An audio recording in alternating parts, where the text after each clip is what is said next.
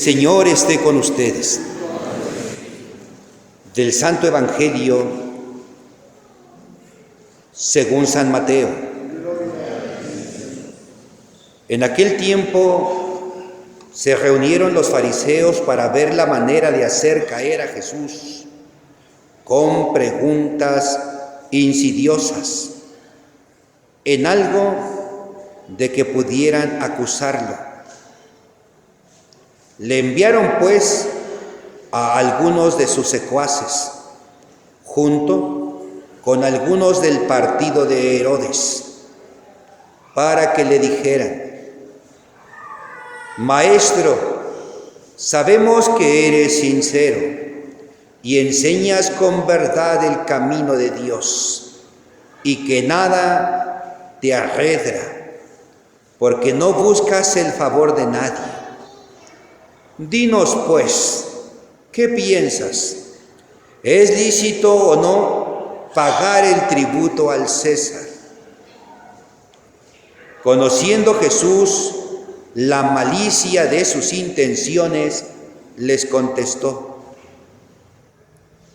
Hipócritas, ¿por qué tratan de sorprenderme? Enséñenme la moneda del tributo. Ellos le presentaron una moneda. Jesús les preguntó: ¿de quién es esta imagen y esta inscripción? Le respondieron: del César. Y Jesús concluyó: devuelvan pues al César lo que es del César, y a Dios lo que es de Dios. Palabra del Señor. Sentados. Queridos hermanos, celebramos el día de hoy el Domingo Mundial de las Misiones. Por eso la liturgia propone un evangelio diferente. El final del Evangelio de San Mateo, donde los 11 discípulos se reúnen con Jesús resucitado y Él los envía a enseñar lo que aprendieron de Él y a bautizar en el nombre del Padre, del Hijo y del Espíritu Santo. Pero yo he querido tomar el Evangelio que correspondería al domingo de hoy, de no haber sido el Domingo Mundial de las Misiones, porque obedece a una secuencia que nosotros hemos venido platicando aquí domingo a domingo. Acuérdense, Jesús tomó la firme determinación de ir a Jerusalén. Ya sabía que allá en Jerusalén se encontraban sus más crueles enemigos. Y sin embargo, Él, sin miedo, fue a Jerusalén. Llegó al templo y encontró a los vendedores de bueyes, ovejas y palomas, y a los cambistas, y los expulsó de ahí porque la casa de Papá Dios la habían convertido en una cueva de negocios. Aquello despertó el coraje en los sumos sacerdotes y en los ancianos, que inmediatamente le hicieron frente y le dijeron: ¿con qué autoridad haces esto? Jesús les dijo: les voy a hacer una pregunta. Y entonces les contesto: ¿el bautismo de Juan era cosa de Dios o cosa de los hombres? Ellos pensaron para sus adentros: si le decimos que era cosa de Dios, va a decir: ¿y por qué no le hicieron caso? Si le decimos que es cosa de los hombres, el pueblo se nos va a echar encima, porque todo el pueblo sabe que Juan el Bautista era un profeta de Dios. Le dijeron: no lo sabemos. Jesús dijo: entonces tampoco yo les digo con qué autoridad hago lo que hago. No se los dijo. Lo que sí les dijo fue 3 parábolas que hemos venido escuchando los domingos anteriores. La primera parábola que les propuso fue con dedicatoria especial para los sumos sacerdotes y los ancianos. Fue la parábola de los 2 hijos. Un papá le dijo a su hijo: hijo, ve a trabajar a la viña. Y el otro dijo, ya voy, papá, pero no fue. El papá le dijo al otro hijo, hijo, ve a trabajar a la viña. Él dijo, no quiero ir, no tengo ganas de ir. Pero se arrepintió y fue. Jesús le estaba diciendo a los sumos sacerdotes y a los ancianos que ellos eran como ese primer hijo. Decían, pero no hacían. Hablaban, pero no actuaban. Y aquello no les cayó bien. Pero Jesús no pararía ahí. Les dedicó una segunda parábola. La parábola de los viñadores homicidas. Ellos, los sumos sacerdotes, se convertirían en los viñadores homicidas. Dijeron, ese es el heredero, vamos a matarlo y nos quedaremos con la viña. Y así lo hicieron, dice el Evangelio. Ya sabemos que también los sumos sacerdotes y los ancianos manipularon al pueblo para que pidieran la muerte del Hijo de Jesús y pudieran seguir haciendo de las suyas en el templo y en todo Israel. Mataron al Hijo y mataron al Hijo para poder seguir oprimiendo y explotando a los hijos e hijas de Dios en todo Israel. Viñadores homicidas. Luego les dijo una tercera parábola.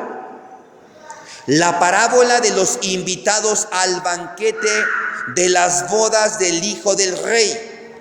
Los primeros invitados no quisieron ir porque estaban ocupados en sus terrenos, ocupados en sus negocios, y los demás maltrataron a los enviados del rey.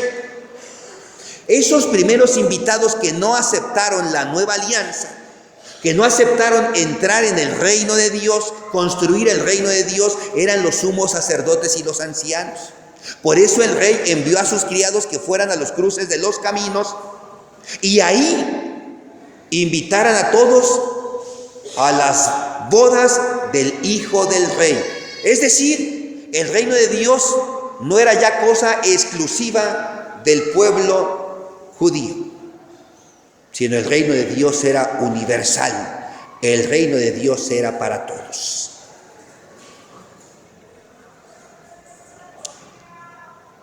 Y luego, queridos hermanos, resulta que aquello dejó callados a los ancianos y a los sumos sacerdotes.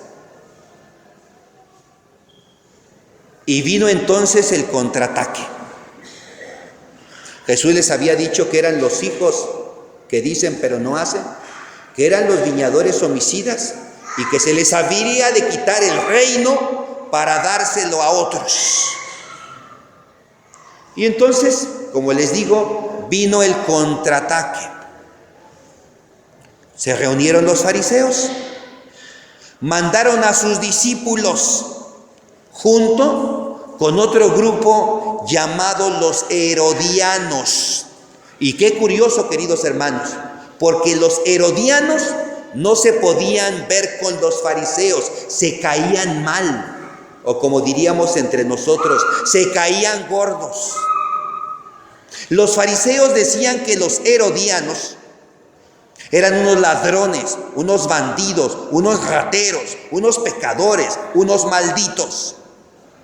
Y los herodianos decían que los fariseos eran unos mojigatos, unos hipócritas, unos falsos.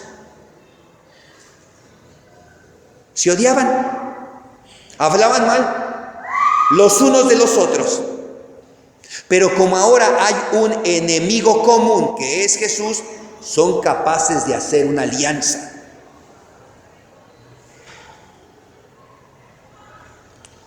Querían hacer caer a Jesús en una trampa, hacerle una pregunta. Se acercan con toda diplomacia. Maestro, sabemos que eres un hombre íntegro, que no te importa ni te mueves en la vida por lo que dicen los demás, porque tú ni tienes miedo ni te acobardas ante nadie. Pero contéstanos una pregunta. ¿Es lícito pagar el tributo al César? ¿Sí o no? Trampa. Si Jesús dice que sí hay que pagarlo, entonces el pueblo se le echa encima, porque el pueblo no estaba de acuerdo con pagar el tributo al César. Si Jesús decía que no había que pagarlo, ahí estaban los herodianos presentes, que podían acusarlo de sedicioso y de estar enseñando que no hay que pagar el tributo, y entonces vendrían los romanos, arrestarían a Jesús y lo llevarían preso. Pero Jesús no va a responder la pregunta, va a ir mucho más allá de la pregunta. Dice Jesús: préstenme una moneda. Traían la moneda, sacaron la moneda. Y les dice Jesús: ¿de quién es esta imagen y de quién es esta inscripción? Contestan: del César. ¿Qué decía la imagen? ¿Qué decía la inscripción? César, hijo del divino Augusto. Y tenía la imagen del César. Y por el otro lado decía sumo pontífice. Lo que la inscripción decía era que el César era hijo del Dios Augusto, que el César era Dios.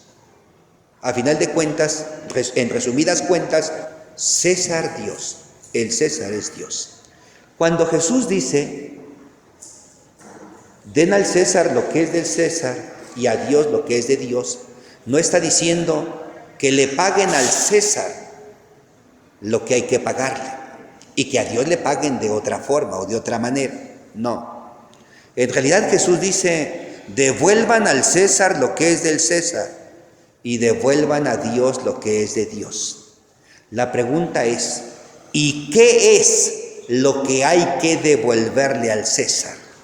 Al César hay que devolverle su verdadero lugar, porque al César lo han divinizado, porque al César lo han colocado en el lugar de Dios, porque al César lo han colocado en un lugar que no le corresponde.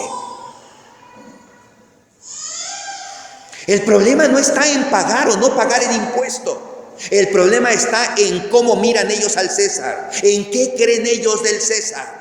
Y ellos creen que el César es Dios. Y ese es el problema fundamental. Porque mientras ellos sigan divinizando al César y conservándolo en el lugar de Dios, entonces no le dan a Dios el lugar que le corresponde. Ahora, no hay que comparar al César con Dios. Hay que darle su lugar, y su lugar no es por encima de los demás. El lugar del César es entre los demás. El lugar del César es sirviendo a los demás, no explotando, no humillando a los demás, no sintiéndose, creyéndose o pensándose más que los demás, igual que los demás. Ese es el lugar que hay que devolverle al César, para poder devolverle el lugar que le hemos quitado a Dios. Porque siempre que nosotros ponemos una persona, un sistema o una cosa en el lugar de Dios, a Dios le estamos robando el lugar que le pertenece. Lo que Jesús quería enseñarles era que habían suplantado a Dios. El César había usurpado el lugar de Dios y era necesario devolverle a Dios el lugar que se le había quitado. Pero no solo eso, había que devolverle a Dios a sus hijos e hijas secuestrados por los herodianos, los fariseos, los sumos sacerdotes y toda esa pandilla. Devuelvan el corazón de los hijos e hijas de Dios a Dios.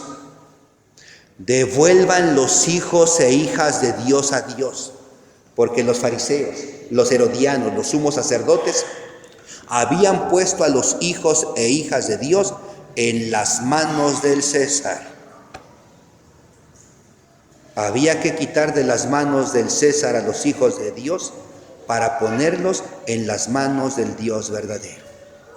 Ya sabemos nosotros, queridos hermanos, que cuando alguien usurpa el lugar de Dios, se vuelve un tirano, explota, humilla, empobrece, hunde en la miseria.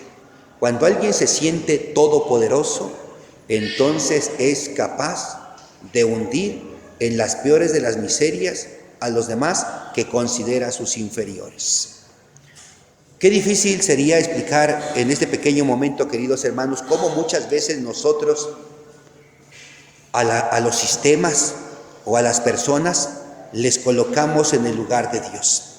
Por eso solo quiero hablar de manera breve cómo colocamos nosotros cosas en el lugar que le corresponde a Dios. Y lo digo porque con tristeza todavía constatamos que personas que vienen a misa todos los domingos siguen confiando en los horóscopos. Personas que vienen a misa todos los domingos siguen confiando en la lectura de las cartas, en la lectura del café. Personas que vienen a misa todos los domingos siguen confiando en las limpias. Personas que vienen a misa todos los domingos siguen cargando o colgándose todavía al pecho una imagen de la supuesta Santa Muerte. Es triste cómo los sábados quienes traen a bautizar a sus hijos los traen todavía con un ojo de venado. Todas esas cosas van suplantando el lugar de Dios en nuestro corazón. Por eso, devolver al César lo que es del César y devolver a Dios lo que es de Dios significa no darle a ninguna persona, a ningún sistema y a ninguna cosa el lugar de Dios, y devolverle a Dios el lugar que le corresponde en las familias, en las escuelas, en las oficinas, en el corazón de sus hijos e hijas. Que el Señor, pues, queridos hermanos, nos ayude a entender mejor su palabra. Que no pensemos que el pasaje se refiere a que la política tiene que ir por un lado y la religión tiene que ir por otro. No, el pasaje se refiere a no darle a personas, cosas o sistemas el lugar que le corresponde a Dios y devolverle a Dios el lugar que le hemos quitado, que es el corazón de sus hijos e hijas. Que así sea. Amén.